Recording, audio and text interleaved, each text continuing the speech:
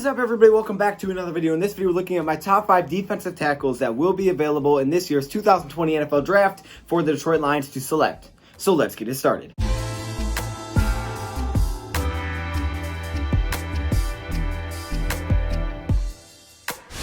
Now, this is going to be a little bit of a different top 5 than your normal top 5. Usually your normal top 5 is just the top 5 most talented, best prospects at that position. But this one is going to be a little bit different, just so I'm getting in players that are going to fall a little bit in the draft. If I just listed the top 5 defensive linemen, then it would be like, okay, yeah, that's cool, but that's also kind of lame. Here I'm listing 5 defensive tackles that can not only fit the Lions, but also potentially a couple of these guys will fall a little bit further than, say, the first, maybe even just the second round, okay? I thought that would be a little bit more interesting. Now, none of these guys are going to fall to the 7th round. I can do another sleepers if you guys want to see that, but I think for this video, it makes sense to include at least 1 or 2 guys that are going to fall a little bit further because, you know, I don't want to just list the 5 best. That's pretty lame. But all of these guys, in my eyes, can fit the Lions very well, so let's hop into it. Coming in at number 5, we have Rashard Lawrence, the defensive lineman out of LSU. Now, he's a little bit different than a lot of guys on this list because he's not just specifically a defensive tackle. He also can play on the end and move around the defensive line. He's versatile, which is really nice.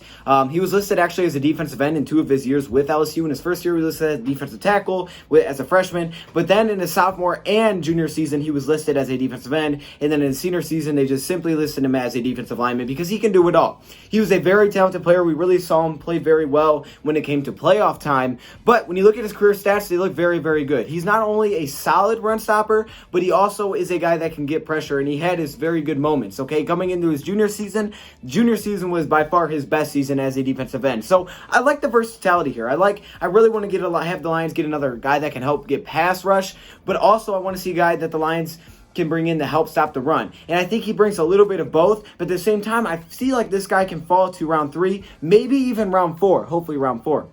If we get him around 4, that'd be a steal. But even in round 3, I think this would be a very good pick because, you know, then he could get still like a solid run stopper, but this guy can just mix it up and do a lot of different things. Let's go through his stats. We're going to skip his freshman year because basically nothing happened. But in his sophomore season, he started to get it going. 32 total tackles, 3.5 sacks. 3.5 tackles for loss and 1.5 sacks. But, like I said, his junior season, very good. 54 total tackles, 10 tackles for loss, and 4 sacks in 13 games.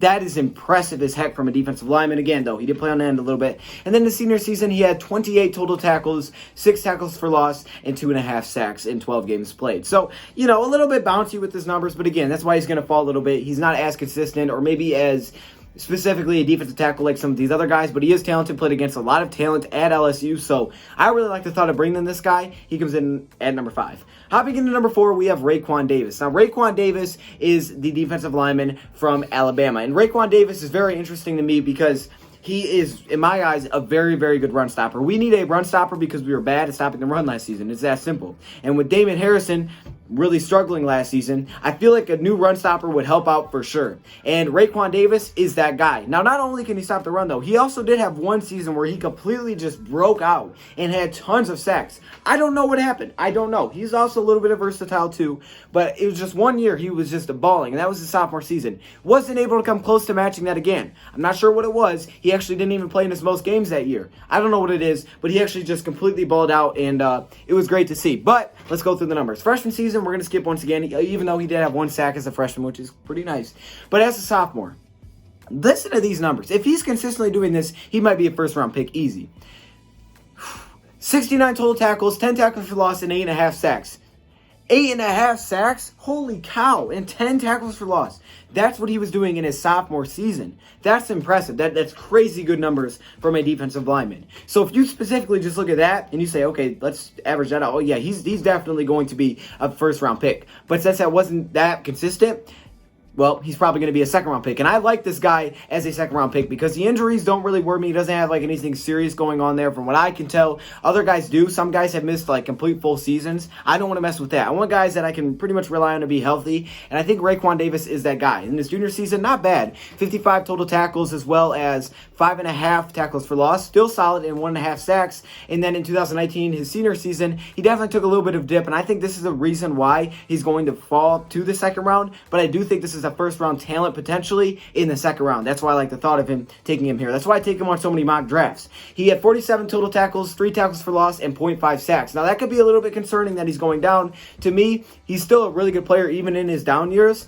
the thing is, he has shown at one time that he can be ridiculous and just cause havoc. So if he can somehow get near that sophomore season and bring that back, this guy's going to be an absolute steal. Number three, I have Neville Gallimore. Now, Neville Gallimore is the defensive tackle out of Oklahoma. And again, a second round potentially, maybe late first. I'm thinking second round. So if he does fall to second round, him or Raekwon Davis, you can't really go wrong here. He did redshirt in his first year with Oklahoma, so that's why it says he was there for 5 years. But he did put up some solid numbers. He was pretty consistent. And again, I just think this makes a lot of sense for a second round pick. As we know, defensive tackle may be our biggest need. So let's get into some of the numbers. Okay. In 2016, which was his first year of playing, he played in 13 games where he only had 6 starts. He had 40 total tackles, 1 sack. So that's, again, his first year playing. That's super impressive. 40 tackles? Nice, man. Then in 2017, he played in 12 of 14 games with 5 of those coming as starts. 12 and 14, okay. So nothing too serious there. 28 total tackles and 1 sack.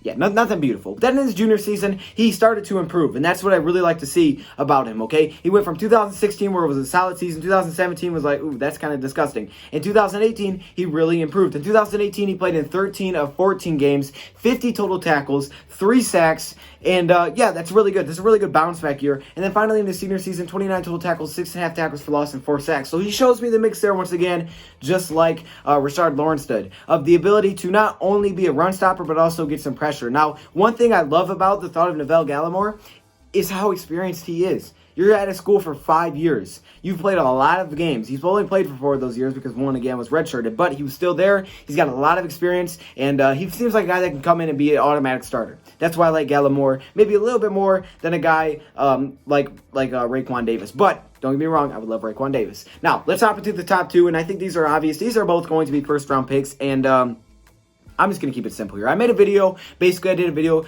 Derrick Brown versus Davon Kinlaw. If you guys want to check that out, make sure you go do it because it is a really good video where I break down those 2 players going against each other. But I'm going to keep it simple, okay? Let's just combine these here. Number 2 is Davon Kinlaw. Number 1 is Derrick Brown. Davon Kinlaw, if you guys, I'm just going to sum up what basically my breakdown was. It's very simple. Davon Kinlaw is a guy that has a super high ceiling that hasn't met his full potential yet. He hasn't been completely polished, but at the same time, he is a first-round talent. He balled out in the Senior Bowl, which definitely helps his chances of going to Detroit because Matt Patricia got to know him a little bit better. Also, I think Davon Kinlaw is a trade back option. You trade back in the first round, that's when you take Kinlaw. You don't take him at 3. I'm sorry, you just don't do it.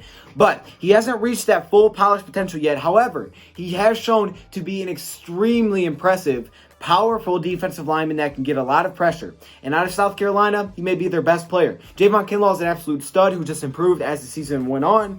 And then Derrick Brown, the best, most polished, most NFL-ready defensive lineman, defensive tackle as well, coming out of the draft. Derrick Brown is going to come in. He's going to be a day 1 starter for somebody, potentially us. This is a guy you can take at 3, and I would have no problems with it. Again, if you could trade back and get him, that's even better. But if you took him at 3, still wouldn't be mad. He fills out what, in my eyes, is our biggest need at defensive tackle. You're adding an absolute beast who was consistent, who was healthy, who is ready to go. He's got it all down. He's athletic. He can move around. He's a 3-down lineman that plays all the time. He's ready to go. You know, he's got the stamina built up.